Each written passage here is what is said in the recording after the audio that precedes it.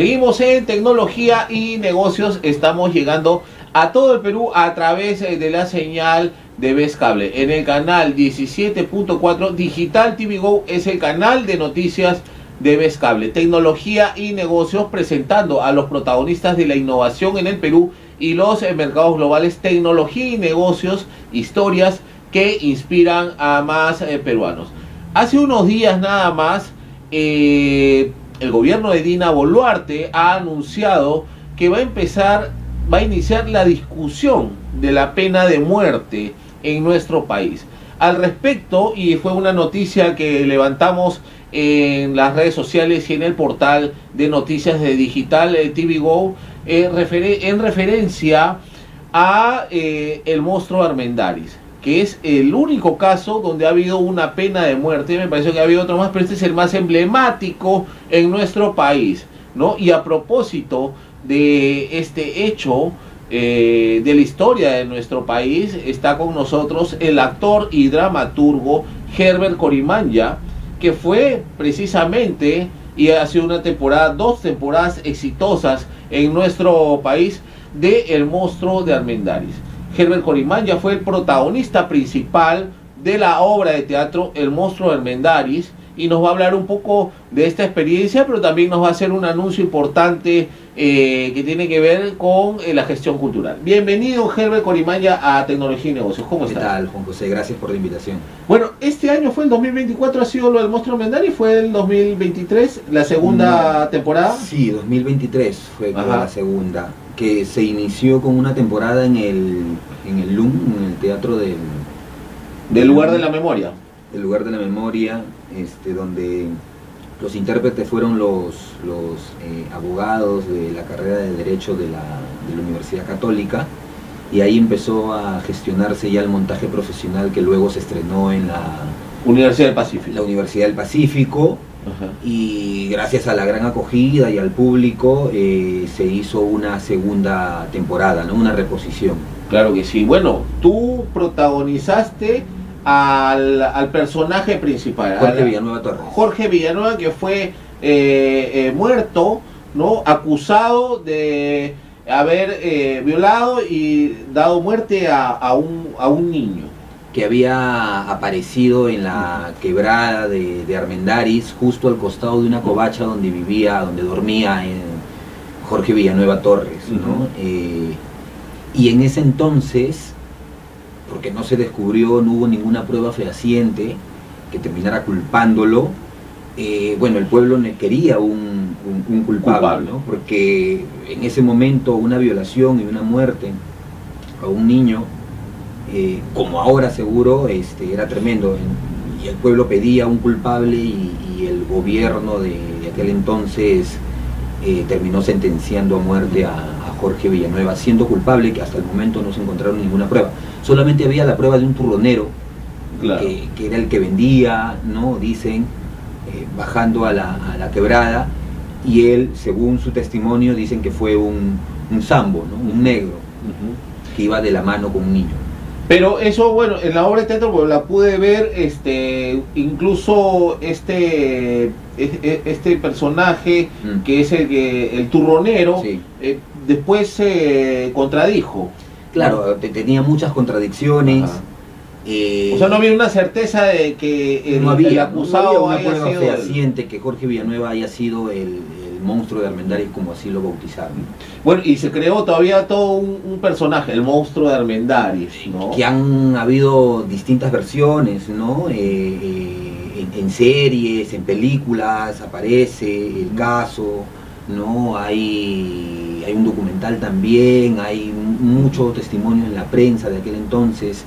Los dramaturgos, ¿no? Malcolm Malka y Sebastián Edowes tuvieron que meterse dentro de esos archivos para poder sacar información que luego fue llevada a la dramaturgia. Y tú, bueno, con toda la experiencia actoral, ¿cómo sentiste ese papel? Ahora, por ejemplo, llevándolo a esta circunstancia, porque me interesó lo que mencionas, o lo que mencionaste hace un rato, ¿no? Buscar un culpable, ¿no? Y esta circunstancia donde tú interpretas a un personaje que pronto se sabe que es inocente, pero está siendo presa de toda una circunstancia mediática, legal, cultural, porque también por su color también lo acusan, ¿no? Entonces, ¿cómo sentiste, cómo fue esa carga de tener que interpretar un papel tan complicado? A mí lo más emocionante que me parecía en ese momento, y seguramente me sigue pareciendo, era el poder darle voz a alguien que digamos que las personas de ahora, ¿no? Que en esta época no conocieron, que yo tampoco conocí, pero que por las pruebas todos indican que fue inocente. Entonces poder darle voz a esta persona que en ese momento no tuvo las herramientas para poder defenderse, era también un poco esa emoción y esa energía que necesitaba el personaje, ¿no? Él hasta el final, hasta el último momento, gritaba su inocencia y nadie le hizo caso. Frustración total. Claro, había todo eso en ese momento. Además, que fue sentenciado más o menos un 11-12 de diciembre, que es a propósito de la fecha de mi cumpleaños, en 1956, que es, o sea, yo creo mucho en esto de la numerología, y que fue el nacimiento de mi padre, ¿no? Y mi padre, el monstruo en ese entonces tenía 33, 35 años, la edad en la que yo me encontraba, afroperuano. De alguna manera hay una cuestión de identidad, ¿no? Claro. Y de cómo reivindicar a ciertas personas a través del teatro. Claro que sí, de eso se trata el teatro en realidad, ¿no? Aunque últimamente la gente lo ha frivolizado, no la gente del teatro, sino el público se ha frivolizado y de pronto necesita un teatro un poco más ligero, necesitan no pensar, necesitan ver a stand-up comedy, si es chiste mejor, entonces, pero todavía existe gente como tú que eres un gestor cultural, y ya vamos a hablar al respecto, ¿no? Que saca adelante y reivindica el teatro, ¿no? Reivindica al actor, al creador, al dramaturgo, al que crea las historias basadas en la realidad de nuestro país y que necesitamos darles visibilidad. Quisiera cerrar el tema del monstruo de Armendáriz porque hace unos años, por ejemplo, en Cerro Azul se perdió una niña, ¿no? Que había caído, después se descubrió que había caído a un pozo, ¿no? Porque había una alcantarilla que estaba mal puesta y bueno, por muchas horas no encontraban a la niña y llegaron hasta Punta Hermosa. Esto fue en Cerro Azul, Cañete. Llegaron a Punta Hermosa, encontraron justamente a un extranjero, ¿no? Me parece que era del África, pero dijeron también de color, ¿no? Es ¿no? Ya lo estaban acusando, ¿no? Y porque esa ansiedad de nuestro país de querer buscar un culpable, estigmatizar, ¿no? Y después uno nunca sabe si fue verdad o no, si fue inocente o no. Pero y eso también juega mucho ahora con los medios de comunicación, que también se prestan para crear estos estigmas, para crear estos personajes, ¿no? Y lo vemos actualmente en casos judiciales donde se les pone rótulos, ¿no? Los gángsters, los, no sé, ya a las bandas también de secuestradores les ponen nombres y que de alguna u otra manera estigmatizan a las personas. No es que esté defendiendo al delincuente, ojo, sino que hay que darse cuenta que los medios de comunicación también juegan un rol importante. Ahora, por eso es tan delicado lo de la pena de muerte. Por eso, y por eso vuelve a la palestra la obra de teatro que tú has encarnado, ¿no? Vuelve a la palestra el tema del monstruo de Armendáriz, ¿no? Y después darse cuenta de todo el entramado o la circunstancia sociocultural en la cual se maneja, que me parece que de lo que pasó del monstruo de Armendáriz al mundo actual no ha pasado mucho. O sea, no hemos evolucionado como sociedad, seguimos teniendo muchas taras, muchos sesgos y mucho estigma, ¿no? Entonces, prejuicios totales, prejuicios sociales, ¿no? Pero bueno, volviendo al tema positivo, tú eres un emprendedor, eres un actor, eres dramaturgo, que haces gestión cultural.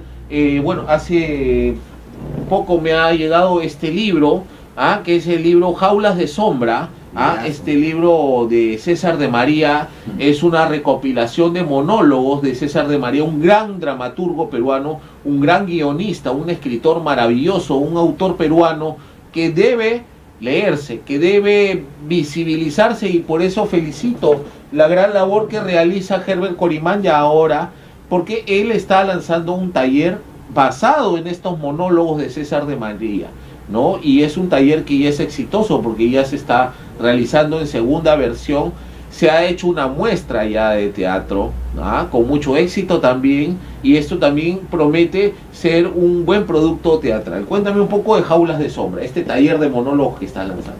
Es un laboratorio para estudiantes, para actores, actrices en formación o que tengan alguna experiencia. Y es un espacio más que un taller, es un espacio como un impulso para volver, para seguir, para entrenar tu propio monólogo, para tener un monólogo en tu repertorio y que lo puedas mostrar además en las dos funciones después del proceso, que las puedas seguir presentando en distintos espacios donde tú quieres promoverlo, representarlo, porque además de ser un taller con un proceso de entrenamiento y ensayos, es un pretexto para que puedas seguir haciendo y montarlo en donde tú puedas gestionarlo y producirlo también. Claro que sí, el taller Laboratorio de Monólogos Teatrales Jaulas de Sombra de César de María, dirigido por Herbert Corimanya. Son 8 monólogos para 8 intérpretes. Se inicia el 4 de febrero. Las sesiones se van a realizar los martes y jueves de 7 a 10 de la noche. En pantalla están viendo los números de contacto para informes e inscripciones. Atención, esto es para actores ya que no están en formación, sino que ya tienen digamos, una trayectoria o que son profesionales en sí. En el primer grupo estaban estudiantes de actuación que todavía estaban en formación, algunos que ya contaban con experiencia pero querían volver a entrenar, ¿no? Algunos que querían tener un monólogo en su repertorio para poder hacer. De ese grupo, te cuento, de ese grupo, uno de los monólogos de ese primer grupo ya se presentó a una convocatoria y ha sido seleccionado y se presenta en febrero y marzo dentro de una convocatoria de teatro breve en Barranco. Entonces esa también es la idea, ¿no? Que el laboratorio pueda también ser un trampolín para que sus intérpretes tengan el impulso de seguir representándolo. Claro que sí. Y como tú lo mencionas, para que las obras de César y sobre todo estos monólogos puedan visibilizarse y verse y hacerse, ¿no? Qué mejor que para un autor que su obra se vea realizada, además de estar escrita, que pueda tomar vida en un escenario, ¿no? Claro que sí, los monólogos son extraordinarios y me parece que hay interpretaciones también bastante poderosas. Me parece que ya en sí la suma de esos monólogos da para una obra de teatro concretamente, sí, ¿no? Sí, son sí, 8 cortos, ¿no? Yo lo veo como el laboratorio, como, a ver si lo tenemos que comparar con el fútbol, ¿no? Son como preselecciones, ¿no? Procesos de preselección, ¿no? Y porque sí me interesa que Jaulas de Sombra pueda hacer un montaje, ¿no? Con una temporada más extensa, y que de esos monólogos, a partir del laboratorio, el montaje vaya encontrándose, ¿no? Vaya tomando su forma, y que yo pueda decir, estos monólogos pueden hacer una obra de teatro, ¿no? Claro que sí. Presentarse, claro. Herbert, para ir terminando, ¿por qué hacer teatro en el país? Para seguir creyendo, ¿no? Para seguir creyendo, y porque creo que necesitamos un espacio donde poder decir la verdad, ¿no? Y porque el teatro es un espacio para contar historias con verdad, ¿no? En el género que quieras, ¿no? Con la técnica que desees, el código en el que estés, pero para que el que te vea, el espectador, pueda llevarse una verdad, ¿no? Y creo yo que el teatro se usa para reivindicar, para denunciar, también para entretener, pero como tú mismo lo dices, las historias están allá afuera, ¿no? En la realidad, pero hay que visibilizarlas. Claro que sí, bueno, y es el tema, pues, el público también, que necesita que pueda haber una cartelera, pueda haber una diversidad. Está bien que exista la comedia, está bien que exista un boom, como en mis épocas existió, por ejemplo, un Pataclown, cuando era una obra de teatro, ¿no? Y había mucha gente, ¿no? Y después se hizo un formato televisivo. Pero me parece que el trabajo que estás haciendo, Herbert, es un gran trabajo de teatro, reivindicando el teatro peruano, porque no solo estás promoviendo autores peruanos, sino también actores peruanos y gente que necesita visibilidad. Felicitaciones, por favor. Rápidamente a esta cámara, haz una invitación a toda la gente de Vescable para que se puedan saber más del taller de monólogo Jaulas de Sombra. Bueno, el segundo laboratorio de monólogos teatrales Jaulas de Sombra ya está en marcha, inicia el 4 de febrero, es un proceso de 2 meses, de 16 sesiones, 48 horas de puro entrenamiento y ensayo para que puedas preparar y tener listo un monólogo del maestrazo César de María. Los espero. Muchas gracias, Herbert Corimaño, por tu participación. Así que ya lo saben, amigos, este taller empieza el 4 de febrero. Atención, gente de teatro, gente que hace dramaturgia, gente que está vinculada a la expresión escénica. Este taller de teatro de el maestro César de María, Jaulas de Sombra, dirigido por Herbert Corimaña. 8 monólogos para 8 grandes actores. Los esperamos y ya saben, contacten al actor y dramaturgo Herbert Corimaña para saber más de este taller Jaulas de Sombra. Y bien, con esto nos vamos. Muchas gracias por su gentil sintonía. Nos vemos, Dios mediante, en la próxima emisión de Tecnología y Negocios, presentando a los protagonistas de la innovación en el Perú y los mercados globales. Hasta la próxima.